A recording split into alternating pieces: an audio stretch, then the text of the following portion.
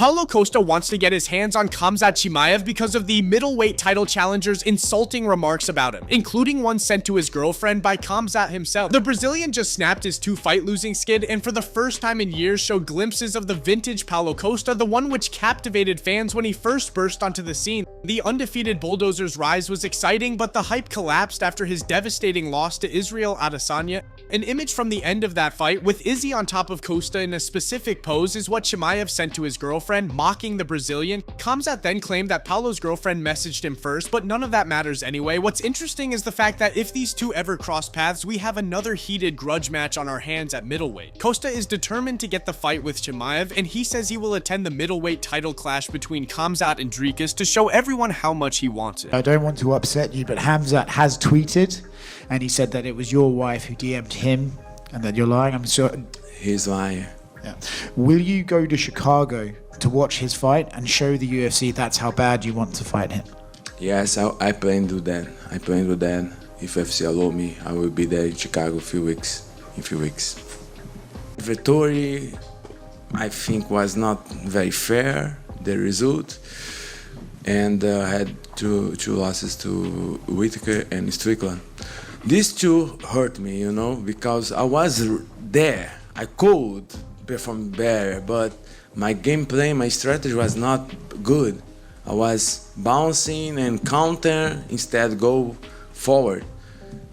And the coaches over here, these three coaches, Johnny, Badola, Neto, these guys changed my mentality, my gameplay. They say, Paulo, no, you are the hunter, you know, you are the bully. You need to go forward. Rainier de Ridder breaks down his clash with Robert Whitaker on the next card, taking place on July 26th in Abu Dhabi. With just a few days left before the Dutch contender takes on the biggest challenge in his UFC career so far in the former champ, who's looking to remind everyone that he's still an important player in the middleweight division and the effects of his last loss weren't as destructive to him and his championship ambitions as it might have seemed immediately after that outing. Chimaev made easy work of him, finishing the Aussie in the first round and giving him a serious injury that forced a quick tap to the rear naked choke. Rob has now fixed his teeth and he's been promising a vintage Whitaker performance against the hot prospect this weekend, but he has a difficult task ahead of him, as RDR is one of the most competent grapplers in the entire company and he's going to be looking to test Rob's grappling skills in there as well. De Ridder says he's going to break Whitaker in this fight and earn himself a title shot. He's been at the top for so long. We've seen him win spectacularly. We've seen him lose spectacularly.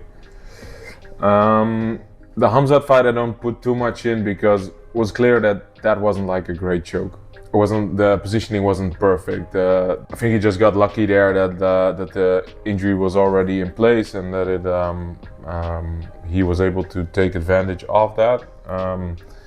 But like a little while before that against Ikram, he did amazing. Robert did very well, and it showed us how dangerous he still is.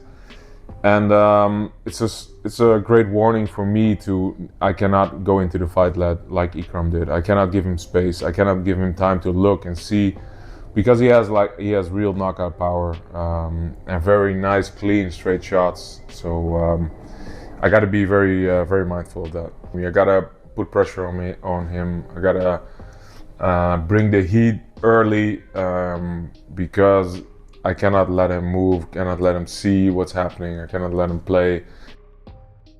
The Dagestani fanbase is furious at Merab, and the Georgian couldn't care less. In recent days, the bantamweight champ's Instagram page seemed to be flooded with Russian comments condemning him for what he has said about Dagestanis in the UFC. Interestingly, Merab hasn't made any insulting, sweeping statements like that anytime recently. What seems to be the issue here is the Russian social media space and its algorithms blowing up a moment from Merab's live interaction with fans on IG that was previously not seen by many. In this clip, Dvalishvili responds to a fan's comment about Islam Makhachev, Umar, and their Dagestani crew being hyenas for their rhetoric following Merab's fight with Umar.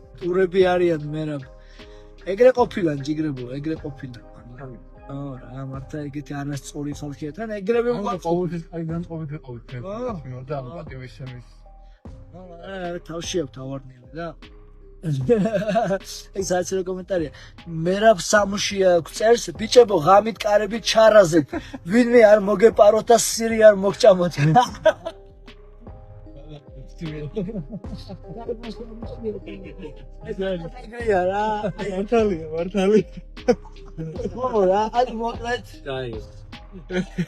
ჩემ კარებს ღიას დავტოვებ და ისე მოჩამო.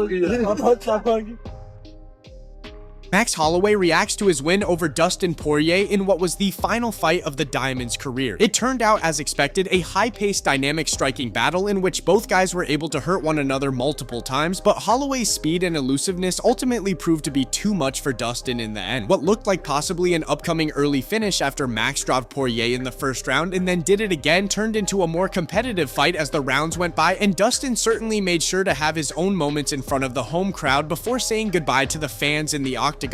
In a technical sense, one of the most interesting things about this trilogy that separated it from the first two times these two fought was Max's power. The Hawaiian is packing some heat at lightweight, and there can no longer be any doubt about that. After the fight, Max gave Dustin his moment, but briefly mentioned the Topuria rematch before leaving the cage. Then he went more aggressive in response to the Georgian's claim that he is the actual BMF, trashing Ilia for carrying around a fake belt and calling for a rematch.